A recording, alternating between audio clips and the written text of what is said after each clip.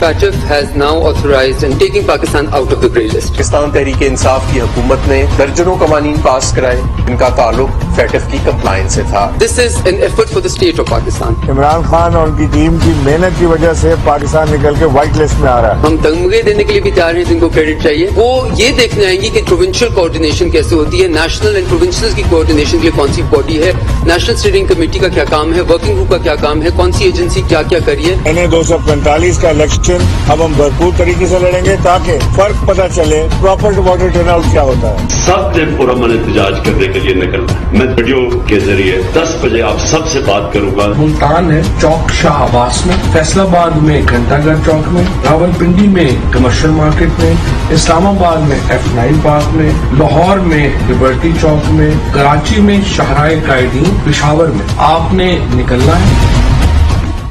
अस्सलाम वालेकुम नाज़रीन, आप रूबरू प्रोग्राम देख रहे हैं और मैं हूं आपका मेजबान शौकत पराचा। बहुत शुक्रिया वजीर ममलिकत हिना रबानी खर साहिबा, आपने पाकिस्तान को ग्रे लिस्ट से निकालने की खुशखबरी सुना दी। बहुत शुक्रिया वजीर खारजा बिलावल भुट्टो जरदारी साहब, आपने मेजर कैपिटल्स में जाकर पाकिस्तान का ये केस उठाया, एंथनी ब्लिंकन के साथ मुलाकात में ये मामला उठाया, चीनी वजीर खारजा वांग यी के साथ मुलाकात में ये मामला उठाया। बहुत शुक्रिया वजीर आजम मियां शहबाज शरीफ, आपकी हुकूमत में पाकिस्तान ग्रे लिस्ट से निकल रहा है। बहुत शुक्रिया जनाब इमरान खान, बहुत शुक्रिया हमाद अजहर, आपकी हुकूमत ने कोशिशें की, पाकिस्तान ग्रे लिस्ट से निकल रहा है। बहुत शुक्रिया आर्मी चीफ कमर जावेद बाजवा साहब, आपने एक खसूसी सेल बनाया, कोर टीम तश्कील दी, आपने मिलिट्री और सिविल इदारों को इकट्ठा बिठाकर कम से कम पाकिस्तान को इस मुसीबत से निजात दिलाने में मदद दी। बहुत शुक्रिया पाकिस्तान के वजारत खजाना, वजारत खारजा, FBR, वजारत दाखिला और दीगर इदारों का, जिन्होंने मिल बैठकर पाकिस्तान को ग्रे लिस्ट से निकलने में मदद दी। अगर पूरी कौम और कौमी कोशिशें और इदारों की मेहनत पाकिस्तान को FATF से निकाल सकती है, तो फिर पाकिस्तान को हम सब मिलकर मौजूदा बहरान से क्यों नहीं निकाल सकते? ये मेरा आज का बुनियादी सवाल है। और आज हमारे रूबरू हैं सेनेटर ओन अब्बास बप्पी साहब, PTI के मरकजी रहनुमा हैं, साउथ पंजाब PTI के सदर हैं। बहुत शुक्रिया सेनेटर साहब, आपने वक्त निकाला।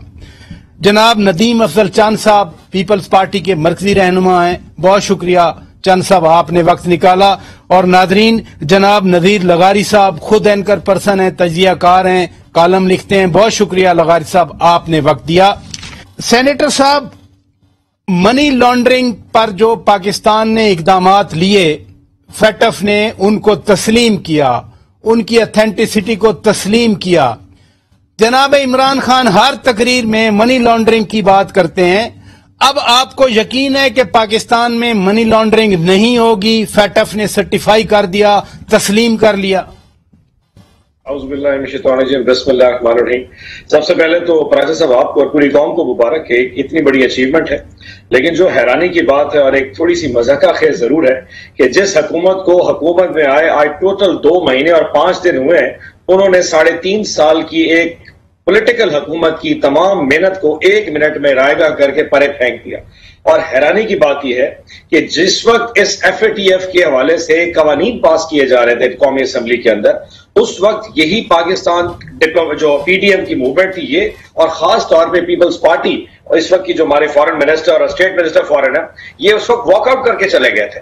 ना सिर्फ वॉकआउट किया था बल्कि इन्होंने इमरान खान साहब पे इल्जाम लगाया था कि ये क्या FATF और क्या मनी लॉन्ड्रिंग हो रही है। हत्ता कि इसमें जो मनी लॉन्ड्रिंग और टेरर फाइनेंसिंग की जो मेन क्लॉज थी वो तो वैसे भी नवाज शरीफ साहब से रिलेट कर रही थी। टेरर फाइनेंसिंग का क्रेज आज भी जो बिन लादेन से पैसे लिए थे नवाज शरीफ ने, वो इनसे रिलेट कर रहा था। मनी लॉन्ड्रिंग का पाकिस्तान का सबसे बड़ा जो मुल्जिम है वो इस वक्त मुल्क का वजीर आजम है, और उसका जो बेटा है वो ऑटोमेटिक वजीर आला बन चुका है। तो पराचा साहब अल्लाह से दुआ मांगे कि अक्टूबर में जिस वक्त वो FATF की टीम पाकिस्तान आनी है, वो टीम के लोग सारे अंधे हों, सारे बहरे हों, सारे पागल और बेवकूफ हों, किसी वक्त उनको शहबाज शरीफ और हमजा नजर ना आ जाए, क्योंकि अगर वो दोनों नजर आ गए तो शायद फिर FATF फिर व्हाइट से ग्रे में ना चला जाए। सो इस चीज के साथ कि ये पाकिस्तान के लिए तो बहुत अच्छा है, लेकिन क्या हमारे इस वक्त के हुक्मरानों ने क्या उससे कोई सबक सीखा?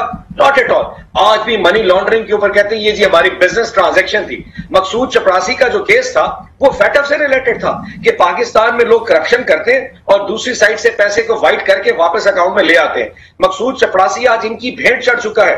यही कुछ फैटफ कहता रह गया जिसको आज ये बैठे यहां क्लेम कर रहे हैं। तो आई एम श्योर कि अल्लाह करे अक्टूबर में हो जाए, लेकिन उस वक्त शहबाज शरीफ और हमजा दोनों को जरा साइड पे छुपा दिया जाए तो शायद बेहतर हो जाएगा। जी चंद साहब, आपकी पार्टी, आपकी इत्तेहादी हुकूमत खुश है, मुबारकबाद दे रही है और यकीनन मनी लॉन्ड्रिंग हो या दहशतगर्दी के हवाले से, उसकी इंसदाद के हवाले से पाकिस्तान के इकदामात को तस्लीम किया गया है। आप कैसे देखते हैं? साहब, मैं ऑन भाई की बात सुन रहा था। ये टाइम नहीं है, ये टॉपिक नहीं है इसके ऊपर सियासत करने का। ये एक बहुत बड़ी अचीवमेंट है इस रियासत की, इस मुल्क की। किसने किसने इसमें कंट्रीब्यूट किया, किसने नहीं किया, ये इस चीज के ऊपर मैं समझता हूँ पॉलिटिक्स नहीं करनी चाहिए at the cost of country. देखना यह है कि अगर खुदा न खास्ता हम उस लिस्ट में रहते हैं या उससे भी आगे जा सकते हैं तो नुकसानात कितने हैं। और अगर इस मुल्क में तारीख देखें कि अगर आइन बना शहीद ज़ुल्फ़िकार अली भुट्टो ने बनाया तो आज उससे समरात हम सारे ले रहे हैं। जी बिल्कुल। इस मुल्क में एटम बम शुरू हुआ, किसने कितनी तकलीफें उठाई, किसने फांसी का फंदा झूला, आज समरात पूरी रियासत ले रही है। तो मैं समझता हूँ तमाम इदारे, आपने बड़ा अच्छा शुरुआत की, ये शुक्रिया सबका, हुकूमत का भी आपने शुक्रिया अदा किया। जी जी। आपने इदारों का भी शुक्रिया अदा किया, जिस आपने फाइनेंस डिपार्टमेंट का भी, हर डिपार्टमेंट का। तो अब इस मौके पे ब्लेम गेम में हमें नहीं जाना चाहिए। हमें देखना चाहिए कि हमारे मफाद में क्या है और पता चले इंटरनेशनल कम्युनिटी को कि ये सारी कौम इसमें इंटरेस्टेड है और इसमें एक है। ये सबसे बड़ी चीज तो ये है, अगर हम इस वक्त तानेबाजी शुरू कर देंगे तो ये अच्छी चीज नहीं होगी। ना मैं उस तरफ जाना चाहता हूं जो मेरे भाई ने बात शुरू की, और उन्होंने इसमें मैं समझता हूं कि साबका हुकूमत हो या उससे पिछली हुकूमत, 2018 में तो आप शामिल हुए, तो फिर मैं अगर वो प्लेन गेम शुरू कर दूं कि क्यों शामिल हुए, वजूहत क्या थी, एक नई बहस छिड़ जाएगी। आपने बड़ा पॉजिटिव इसकी शुरुआत की और यही बेस्ट तरीका है। जब तक हम, मैं समझता हूं, नेशनल इश्यूज पे हम अपनी सियासत को पीछे रखते हुए एक नहीं होंगे, पॉजिटिव सोच नहीं आएगी, मुल्क के फायदे में नहीं होगा। और हम पहले बड़े गंभीर मसाइल में हैं और उस मसाइल से निकलने का एक ही हल है कि कम अज कम हमारी कौमी सोच, कौमी इश्यूज, कौमी मफाद, उस पे हम कोई एक दूसरे पे ब्लेम गेम, तानेबाजी ना करें। तो मैं समझता हूँ बहुत अच्छी हमारी इदारों ने तैयारी की और इसमें जो उनके पॉइंट हमने पूरे करने थे वो आपका नुकसानी के चंद साहब पॉइंट पूरे किए, लेकिन मैं जरूर आपसे ये बात पूछना चाह रहा हूं, दहशतगर्दी तो हमारा मसला रहा है, पाकिस्तान ने बड़ी कुर्बानियां दी हैं, आपकी अपनी लीडर मोहतरमा बेनजीर शहीद हुई, वो भी दहशतगर्दों के हाथों। तो इन पॉइंट्स को हम खुद करते, हम खुद इनके बारे में सोचते, ऐसा एक्शन प्लान बनाते, फिर फैटफ को क्या जरूरत पड़ी कि हम कहते वो ग्रे लिस्ट में हमें रखा है, वो दबाव डाल रहे थे, सियासत थी उसमें, ये तो हमारे अपने करने के काम थे। देखें प्राचा साहब, कुछ चीजें थी जो हमने नहीं की इंटरनेशनल स्टैंडर्ड के मुताबिक, दुनिया का मुतालबे के मुताबिक हमने गलत की होंगी तो हम शामिल हुए। कुछ हमारे साथ ज्यादती भी हुई है क्योंकि हमने दहशतगर्दी का मुकाबला किया, 70-80 हजार जानें दी, बहुत बड़ा नुकसान हुआ। ये जंग हमारी नहीं थी, ये हम हमारे ऊपर ठौसी गई थी, लेकिन हमारे उस वक्त के हुक्मरानों ने अपने जाती मफाद के लिए इस जंग में हम कूद पड़े मुशर्रफ दौर में, और था जाती मफाद, नुकसान कौमी हुआ। ये एक ऐसी बहस है जिसके ऊपर मैं समझता हूं कि उन लोगों को जो उस वक्त काबीना में शामिल थे, जो इसके हिस्सेदार थे, हाँ उनका पार्लियामेंट से तल्लक है, हाँ उनका किसी इदारे से तल्लक है, उनको कौम से माफी मांगनी चाहिए। और ये हम उन्हीं का बोया काट रहे हैं। और इस पे हम तो पीपल्स पार्टी तो विक्टिम रही है दहशतगर्दी का, और पीपल्स पार्टी मैं समझता हूँ हमेशा हरावल सत्ता के तौर पर फ्रंट लाइन पे नजरियाती तौर पे खड़ी रहेगी हमेशा की तरह। कुर्बानियां हमने पहले भी दी हैं, हमें फिर भी खुदा न खासा देनी पड़े, हम इसके ऊपर कौम के साथ कौम की कमंगों के मुताबिक खड़े हैं। लगारी साहब, इंटरनेशनल लेवल पर बड़े अरसे के बाद बड़ी अच्छी खबर आई, पाकिस्तान के लिए खुशखबरी है। उन्होंने एक्शन प्लान तस्लीम कर लिया, एक ऑन साइट विजिट की टीम आनी है और अक्टूबर में होपफुली पाकिस्तान निकल जाएगा ग्रे लिस्ट से। आप कैसे देखते हैं? अच्छा, इन्होंने इस लिस्ट में डाला हमें, अब जबकि हमने उनकी तमाम तकादे और तमाम जरूरतें पूरी कर दी तो उन्होंने इसी तरह निकाल क्यों नहीं दिया? मैं ये समझता हूं कि वो जो इंटेंशन था वो ये था कि पाकिस्तान के अंदर किसी सूरत में भी $1 भी नहीं आना चाहिए, चैनल कोई भी हो, जो लीगल चैनल है उसको भी नहीं ऑपरेट करना चाहिए। हमने एक शोर मचाया, आज खुद शोर मचाया कि जनाब हो।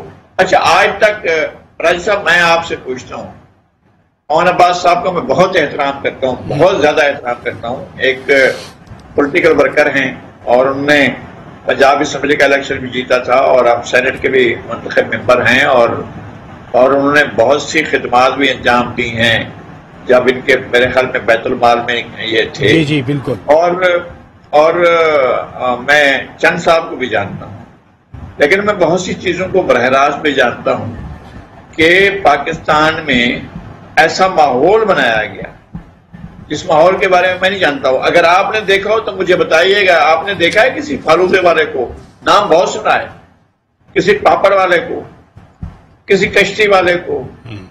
हमने किस्से बनाए, कहानियां बनाई ताकि उनके कान खड़े रहें और वो कहें कि यार हो पैसे संकल हो रहे हैं, मनी लॉन्ड्रिंग हो रही है। हमने कहीं नहीं देखा है। और जो शोर मचा रहे थे, जो कह रहे थे, वो कम से कम उसको पकड़ के तो ले आते कि भाई यार तुम्हारे तुम पापड़ बेचते हो, तुम्हारे अकाउंट में ही आया। मकसूद चपरासी है, मकसूद चपरासी तो मालूम है वो यूएई में था और फौज भी हो गया है। एक और मशकूक सूरत हाल और बढ़ गई है, पैदा हो गई है। तो मैं कहता हूं कि चीजों को ले आए, अगर आपके पास हैं तो पहले उनको प्रूव करें और कोर्ट ऑफ लॉ में लेकर जाएं। इस तरह कहानियां मीडिया पर आती हैं तो फिर वो कहानियां दुनिया भी सुनती है उनको। मुझे मालूम है कि डेक्कन वार्स को किसने आगे बढ़ाया था, कौन लेकर गया था वहां पर, और किसने लंदन में जाकर उसकी मुलाकातें की थी और किस तरह से उसने कहानी करी थी। यानी आप फरमा रहे हैं कि कुछ हमारी भी कंट्रीब्यूशन रही, हमने चीजों को बढ़ा चढ़ाकर पेश किया जो अल्टीमेटली हमारे गले में आई। मैं ब्रेक लेता हूं नाज़रीन, ब्रेक के बाद जब वापस आएंगे, बहरान फैटफ वाला टल रहा है लेकिन बाकी बहरान तो मौजूद हैं। कैसे हल करें इसी स्पिरिट के साथ जिस स्पिरिट से हम फैटफ को आगे लेकर बढ़े हैं, ब्रेक के बाद बात करेंगे। वेलकम बैक नाज़रीन, आप रूबरू प्रोग्राम देख रहे हैं। सेनेटर साहब, फैटफ के हवाले से जनाब इमरान खान ने भी बात की, हमाद अजहर साहब ने भी बात की, बाकी भी बात कर रहे हैं कि हमारा क्रेडिट है। यकीनन मैं तो शुरू ही सी बात से किया कि जिन जिन लोगों ने कंट्रीब्यूट किया एक्नॉलेज किया जाना चाहिए, लेकिन आपके मुखालफिन कहते हैं कि IMF के साथ भी मुआहदा आपने किया था, हार्श जो कंडीशंस हैं वो भी आपने मानी थी, तो उनको भी ओन करें। उधर ओनरशिप नहीं ले रही PTI।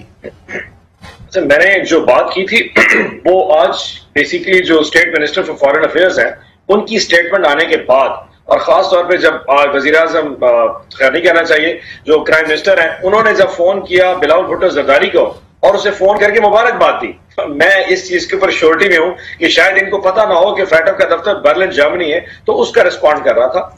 जहां तक IMF की बात है, प्राचा साहब बारहा कह चुका, IMF में हम 2019 में गए थे, 3 साल तक हम IMF में रह गए और इन 3 सालों में 12 दफा हमारी बहुत सारी ट्रांचेस और बहुत सारी एक साथ रिलीज होती रहेगी। अगर कोई इस तरह का मुआहदा होता कि जी हमें 3.5 साल बाद इन्हें हुकूमत से फारिग करना है और वो तमाम मुआहदे की शिकें उस वक्त पूरी होनी है, इतने बड़े ब्लफ किस्म की गेम हम कर नहीं सकते थे। आखिरी ट्रांच जो IMF की रिलीज हुई है वो नवंबर में हुई है, अगर हम इतनी शर्तें तोड़ चुके होते तो नवंबर में $1 अरब डॉलर की जो किस्त है वो कैसे मिलती? यानी कि हम 3.5 साल उनके साथ मामला चलाते भी रह गए, 3.5 साल बाद इकोनॉमी को 5.5% पे भी ले आए, रिजर्व्स को $25 अरब पे लेके आ गए, हम जो पाकिस्तान की स्टॉक एक्सचेंज उसको 46,000 पे लेके चले गए। आपकी जो एतराज है ना सेनेटर साहब, जो एतराज आपके मुखालफिन करते हैं वो कहते हैं कि हार्श कंडीशंस आपने उस मुआहदे में तस्लीम की जो इन्हें पूरा करना पड़ी। अच्छा, मजे की बात है, वो हार्श कंडीशंस जो है ना ये बता नहीं रहे। हमें जब IMF ने कहा था आप पेट्रोल के ऊपर सब्सिडी खत्म करें तो हमने कहा था कि हजूर हमारे पास 2 एवेन्यू है। एक एवेन्यू है कि हम रेवेन्यू कलेक्शन आपको पूरी करके दिखाएंगे, यानी कि जो टैक्स कलेक्शन है वो हम पूरा आपको करके दिखाएंगे। और आप ये देखिए मार्च में हमने 5.5 खरब रुपया कलेक्ट कर लिया था। दूसरा हमने कहा था कि जो हमारा डेवलपमेंट का बजट है हम उसमें कटौती लाएंगे और जो हमारे प्रोविंसेस और सूबे हैं वो डेवलपमेंट बजट में अपने कट लगाएंगे। और उसके ऊपर IMF ने कहा था कि जी आप सूबों से कह दें कि वो हमें वेरीफाई कर दें कि वो डेवलपमेंट के बजट में कट लगाएंगे। सो अगर कोई शर्तें इस तरह की चल रही थी कि जी सूबे हमारे साथ चलना चाह रहे हैं या हम इधर से कट नहीं लगाते सब्सिडी देंगे और इधर नहीं देना चाह रहे, तो ये तो पाकिस्तान के लिए बेहतरीन था। आज की हुकूमत का सबसे बड़ा मसला जो इस वक्त चल रहा है फराज साहब, वो यकीन करें वो ये गवर्नेंस है ही कोई नहीं। ये NRO लेने के चक्कर में आए थे, ये NRO 2 लेने के चक्कर में आए थे और आगे इनको महंगाई ने पकड़ लिया। आज ये कि आज आप वो अगर खुर्रम दस्तगीर की स्टेटमेंट कल रात वाली सुन लें तो उसने कहा महंगाई हमारा इशू नहीं था, हमारा इशू ये था कि इमरान खान साहब जो है ना वो 100 जज लगाने जा रहे थे जिन्होंने शहबाज शरीफ जरदारी को फारिग कर देना था और वो 29 नवंबर या नवंबर में किसी चीफ की शायद वो स्टेटमेंट है कि उनको एक्सटेंशन देनी थी तो वो खान साहब करने जा रहे थे। हमने तो इस वजह से उनको रिमूव कर दिया। महंगाई ये इश्यूज इनके कभी भी नहीं थे, वरना कल का जो प्रोटेस्ट करने जा रहे हैं जो कल रात को पराचा साहब होगा दुनिया देखेगी। पाकिस्तान की तारीख में इससे बड़ा प्रोटेस्ट, इससे ज्यादा चले कल देखते हैं कितना होता है प्रोटेस्ट। चंद साहब, जो फेटफ के हवाले से बात है, general Qamar Javed Bajwa chief of army staff ने कोर टीम बनाई, DGMO उसके सरबराह थे, फिर पाकिस्तान के कम अज कम 14 कवानीन में तरामीम की गई फेटफ के हवाले से, कोई 50 से ज्यादा रूल्स एंड रेगुलेशन बनाए गए।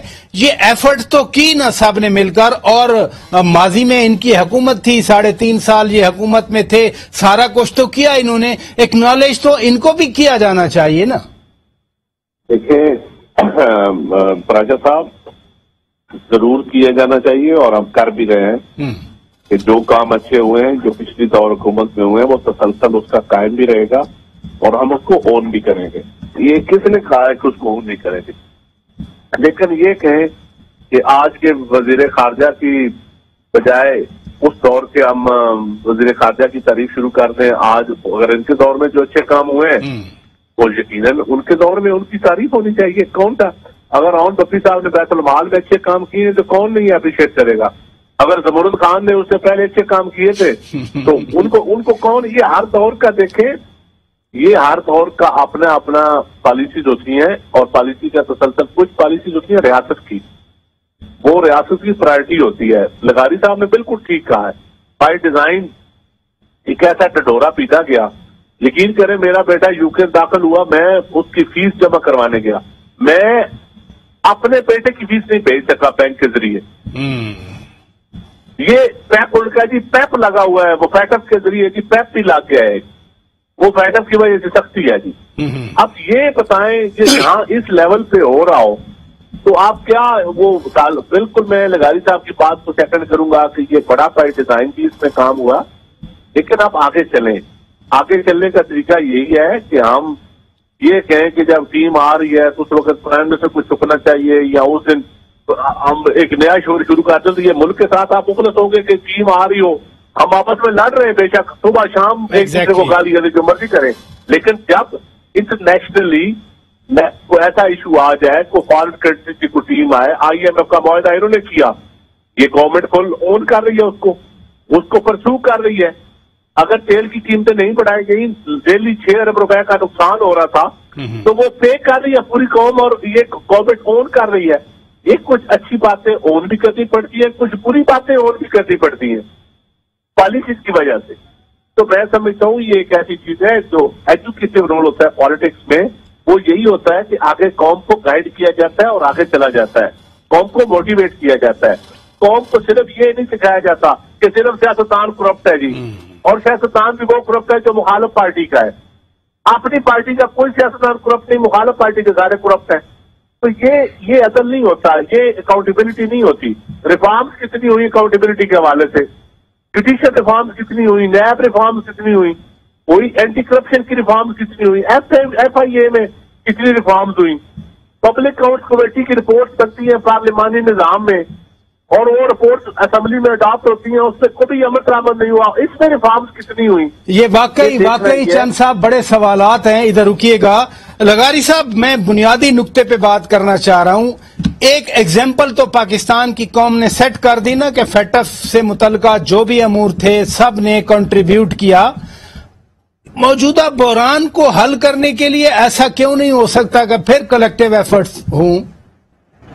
जी, मैं तो इसका वकील रहा हूं, मैं मुस्तकिल ये बात करता रहा हूं। आज जो अफरा तफरी है, अब जो आपके पोलराइजेशन है आपकी सफ़ों में, जी मसला ये है कि ये तो पहले सियासी सफ़ों में हुआ करती थी, सियासी मुखालफिन एक दूसरे को नीचे दिखाने की कोशिश किया करते थे और वो कहीं न कहीं से इशारा पाकर हमलावर हुआ करते थे एक दूसरे के ऊपर। अब सूरत हाल ये हुई कि इदारा जाती दंगल शुरू हो गए हैं, मुख्तलिफ जगहों पर इस तरह की चीजें हो रही हैं जो नहीं होनी चाहिए थी। हमारी पिछले 50 साल से, इससे ज्यादा अरसे से हम देख रहे हैं एक एक चीज को, ऐसा कभी नहीं हुआ है जैसा अब हो रहा है। और अगर ऐसा हो रहा है तो मेरे ख्याल में ऐसा नहीं होना चाहिए। आपको किसी एक जगह पर बैठना होगा तमाम स्टेक होल्डर्स को। अगर आप ये तय कर चुके हैं कि इस मुल्क के नुकसान की कीमत पर आप एक दूसरे की मुखालफत करें तो करते रहें, कोई आपको वो नहीं कर सकता है। ये सारी सूरत हाल तो बांग्लादेश में भी थी। बांग्लादेश में भी ऐसे सियासतदान पैदा किए गए थे, क्या हुआ, कहां चले गए? आखिरकार सियासी लोग ही आकर इस मसले को तय किया उन्होंने बैठकर कि भाई हमने मसाइल को हल करना है और अपने मुल्क को आगे लेकर जाना है। हमारे यहाँ क्या होता रहा राजा साहब, मैं यहाँ करीब हमारे इलाके हैं, यहाँ पर पर्चियां जाती थी, एक पार्टी की, फिर दूसरी पार्टी की, फिर तीसरी पार्टी की, फिर चौथी पार्टी की, और हमारे यहाँ से कैपिटल का फ्लाइट हुआ बांग्लादेश, यही कैपिटल बांग्लादेश चला गया, कराची का, फैसलाबाद का, लाहौर का सरमाया उठकर बांग्लादेश चला गया। बांग्लादेश जो है दुनिया का अमीर मुल्क बन गया। हमारे यहाँ अब तक गुर्बत के साए नहीं है, हमारे यहाँ फेल स्टेट के साए हमारे ऊपर अब भी मौजूद है कि हम फेल स्टेट के तौर पर जा रहे हैं। और उसकी वजह यह है कि जो कुछ इस मुल्क के साथ खिलवाड़ किया गया और खिलवाड़ होता रहा, मैं उसका टोटल जिम्मेदार जो है सियासतदान होंगे आला के तौर पर, लेकिन असल जो लोग थे वो कुछ और कर रहे थे। कौन कर रहा था? दहशतगर्दी की। हमारे यहाँ कौन था, किसकी हिम्मत थी कि फिरकावारियत फैलाता? ये बड़ी आपने बात की लगारी साहब। मैं ब्रेक लेने में आप ही से शुरू कर दूंगा। मैं जरा कराची वाले इलेक्शन पे भी बात करना चाह रहा हूं। नादरीन, ब्रेक लेते हैं, ब्रेक के बाद जब वापस आएंगे, NA 240 पर तो PTI ने कैंडिडेट खड़ा नहीं किया था, लेकिन आज इमरान इस्माइल साहब, साबिक गवर्नर सिंध, ने कहा कि हम 245 वाली बाई इलेक्शन में पूरे जोर से उतरेंगे। क्या PTI पार्लिमानी सियासत में वापस आ रही है, कौमी असेंबली की सीट लड़ेगी? ब्रेक के बाद बात करेंगे। वेलकम बैक नाज़रीन, आप रूबरू प्रोग्राम देख रहे हैं। लगारी साहब, मैं जरा कराची वाला मामला आपसे टेकअप करना चाह रहा हूं। PTI ने कौमी असेंबली से इस्तीफे दिए, अभी तक वापस नहीं गए। NA 240 का बायकॉट किया। आज इमरान इस्माइल साहब ने कहा कि हम पूरी कुव्वत के साथ 245 में डॉक्टर आमिर लियाकत मरहूम वाली सीट पे वो उतरेंगे और दिखाएंगे लोग कैसे निकलते हैं। आप वाकई समझते हैं कि PTI वो इलेक्शन लड़ेगी और फिर क्या जीत कर वो एक आदमी आगे बैठेगा असेंबली में? नहीं, मैं पहले से इस बात का वो रहा हूं, इस नुक्ते नजर का इजहार करता रहा हूं कि PTI इसमें नहीं देगी। PTI वही करेगी जो 2014 के धरने के बाद किया था, वो वापस आएंगे। अब शायद वो ख्वाजा आसिफ भी वही बातें करेंगे या नहीं करेंगे। ये हाउस में वापस आएंगे, हाउस में आकर बैठेंगे और हाउस में आकर इस असेंबली की मुद्दत को पूरा करेंगे। नए इलेक्शन जो बाई इलेक्शन हो रहे हैं वहां भी जाएंगे और सूबाई असम्बली के इंतखाबात के लिए भी उन्होंने आमादगी जाहिर की। जनरल इलेक्शन की बातें करने वाले ये क्या बात कर रहे हैं कि जनाब हम सूबाई असम्बलियों के इंतखाबात, वो तो हर जगह जा रहे हैं। जहां जहां सीटें खाली हुई हैं हर जगह पर इलेक्शन भी हो रहा है, उम्मीदवार भी खड़े किए गए हैं और उनके उम्मीदवारों के जीतने के भी कई सीटों पर। ये NA 245 थी तो पीटीआई की डॉक्टर आमिर लियाकत हुसैन जीते थे। अब आपको वैसे क्या प्रोस्पेक्ट्स नजर आ रहे हैं? आप तो कराची में बैठे हैं सर। यह सीट बहुत दिलचस्प सीट है। अच्छा। और इस सीट पर बड़े बड़े लोगों के मुकाबले हुए हैं। ये तारीखी सीट है और ये इसमें नर्सरी का इलाका है और कुछ इलाके जो हैं वो पाकिस्तान के जो इब्तदाई तौर पर लोग आकर जो ऑफिसेस बने थे वहां के इलाके हैं और उसके अंदर पाकिस्तान क्वार्टर्स के साथ जो ऑफिसर्स के लिए जगहें बनी थी और वो वहां पर एक बड़ी आबादी, वहां एक इशू भी आए कि उनको बेदखल किया जाने का मसला है, वो इलाके हैं। और Pakistan employees cooperative housing society का इलाका है, बहुत बड़ा इलाका है और उसका ये हल्का है। इस हल्के के अंदर सबके असरात रहे हैं, सबके। जमात इस्लामी कई बार ऐसा हुआ है कि जरा से वोटों से वो रह जाती रही है एमक्यूएम के मुकाबले में और बड़े मुकाबले किए उन्होंने। और एमक्यूएम पीपल्स पार्टी ने अपना जमात इस्लामी ने एक जमाने में यहाँ से जो है बड़ी सीटें भी निकाली थी, सिर्फ ये सीट रह गई थी बराबर वाली सीट जो है जहां मोहम्मद हसन मेहनती कामयाब हुए थे और उसके आगे जो है वो भुट्टो साहब, असदुल्ला भुट्टो साहब कामयाब हुए थे। तो इस इलाके में भी उनके असरात हैं। मुकाबला सख्त होगा और सब जो है वहां पर असर रखते हैं। सेनेटर ऑन अब्बास बपी साहब, ये इमरान इस्माइल साहब का जो बयान है थोड़ा सा अगर इस पे आप हमें बता दें, वाकई NA 245 पर लड़ने का फैसला हो चुका है और अगर बाकी कौमी असेंबली से रिजाइन कर गए हैं तो ये एक सीट अगर आप जीत जाते हैं तो भेजेंगे फिर उनको कौमी असेंबली में जो भी आपके उम्मीदवार हों?